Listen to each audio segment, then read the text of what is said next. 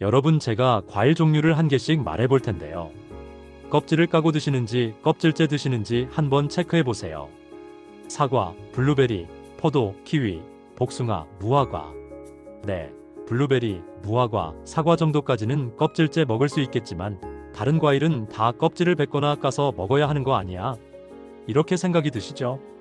그런데요, 여러분, 제가 말한 6가지 과일 모두 껍질에 더 많은 영양 성분이 있어서 껍질째 먹으면 더 좋은 과일입니다. 그렇다고 하더라도 과일은 씻어도 잔류 농약이 걱정돼서 어떻게 먹어? 라고 생각이 들어 못 드시는 분들 계시죠? 그리고 키위나 복숭아는 털이 있어서 먹으면 이상할 것 같은데 라고 생각 드실 텐데요. 그런데요, 그 껍질에 몸에 좋은 성분들이 꽉 차 있습니다. 그리고 껍질째 먹을 수 있는 방법이 있습니다. 물로 씻어서 먹으면 됩니다. 과일을 껍질째 먹을 수 있는 깨끗하게 씻어서 먹는 방법도 알려드릴 테니 끝까지 시청 부탁드리겠습니다. 대부분의 과일은 껍질에 자신을 보호하기 위한 항산화 물질을 집중시켜 놓습니다. 예를 들어 사과 껍질에는 퀘르세틴이라는 성분이 들어있는데 이건 세포 노화를 막아주고 면역력을 높여주는 강력한 항산화제입니다.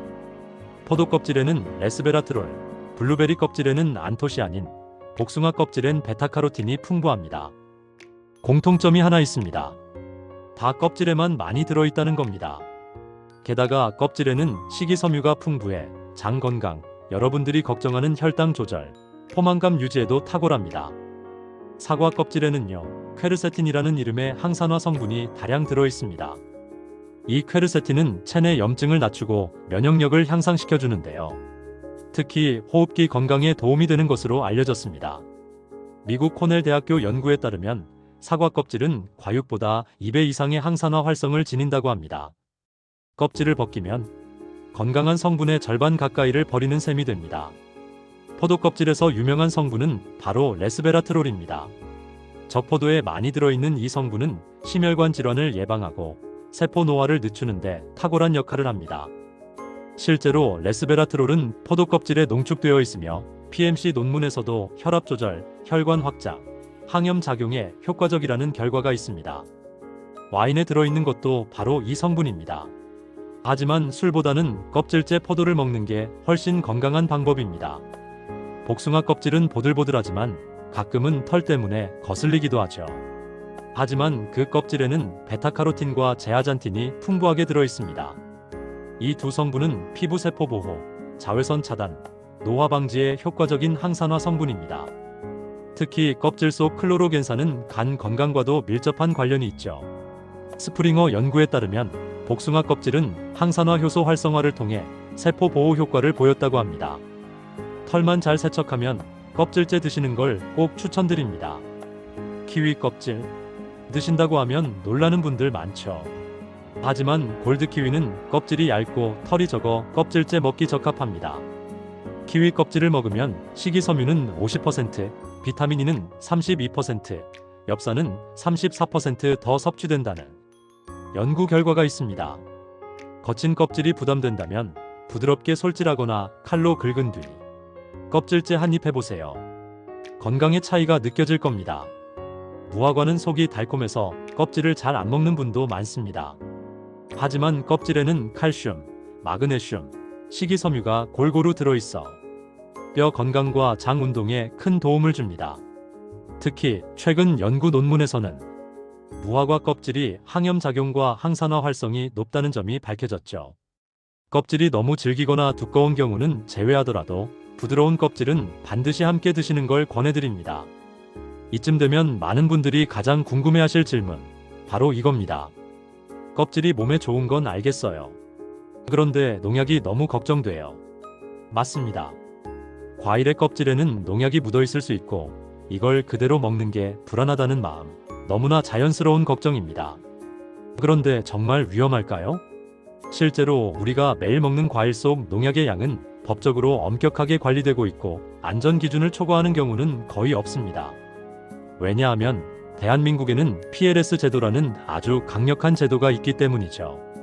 PLS 제도란 PLS란 파저티브 리스트 시스템의 약자로 국내에서 사용되거나 수입식품에 사용되는 농약 성분 등록과 잔류 허용 기준이 설정된 농약을 제외한 기타 농약에 대하여 잔류 허용 기준을 킬로그램당 0.01mg 이상 검출되면 시장에 나올 수가 없습니다. 만약 다른 농약 성분이 검출된다면 부적합 판정을 받아 폐기되거나 출하 금지됩니다. 그럼 실제 검사 결과는 어떨까요? 식약처에서 매년 발표하는 식품 중 잔류 농약 실태 조사에 따르면 최근 3년간 조사된 국내 과일의 99.3% 이상이 안전 기준 이내로 확인되었습니다. 즉, 우리가 평소에 사 먹는 과일은 정해진 기준 안에서 관리되고 있으며 껍질째 먹더라도 인체에 유해할 만큼 농약이 남아있을 가능성은 매우 낮다는 거죠.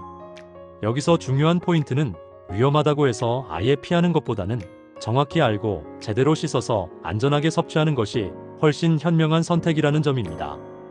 껍질을 벗기면 농약 걱정은 줄어들지 모르지만 동시에 가장 중요한 영양소도 함께 벗겨내는 셈입니다.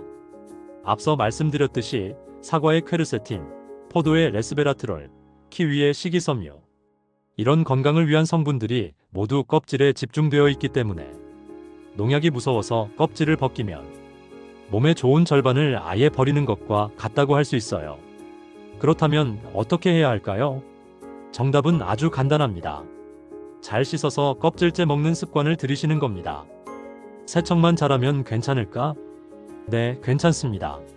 실제로 농약은 대부분 물에 녹는 수용성 농약이기 때문에 흐르는 물에 30초 이상 씻는 것만으로도 상당량 제거가 가능합니다. 그리고 과일은 표면이 매끄러운 것일수록 더 세척이 쉽고 털이 있는 과일 복숭아, 키위는 부드러운 솔을 함께 사용하는 것이 좋습니다. 놀랍게도 몇몇 연구에서는 껍질째 먹는 것이 당 지수지I가 낮아지고 혈당 상승이 느려지는 효과가 있다는 결과도 있어요. 그 이유는 껍질에 풍부한 식이섬유가 과일 속 당분의 흡수를 늦춰주기 때문이죠. 그래서 껍질을 먹는 것이 단순히 영양 보충을 넘어서 혈당 관리나 포만감 유지에도 더 유리합니다.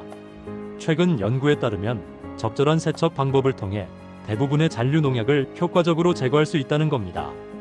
농촌진흥청의 연구에 따르면 대부분의 채소나 과일을 수돗물에 일정 시간 담근 후 흐르는 물에 세척하는 것이 잔류 농약 제거에 효과적이라는 겁니다. 특히 첫 번째 세척에서 평균 31%의 농약이 제거되며 두 번째와 세 번째 세척에서는 각각 5%와 4%가 추가로 제거됩니다. 즉, 첫 세척에서 대부분의 농약이 제거되므로 수돗물에 담갔다가 흐르는 물에 헹구는 방법이 효과적입니다.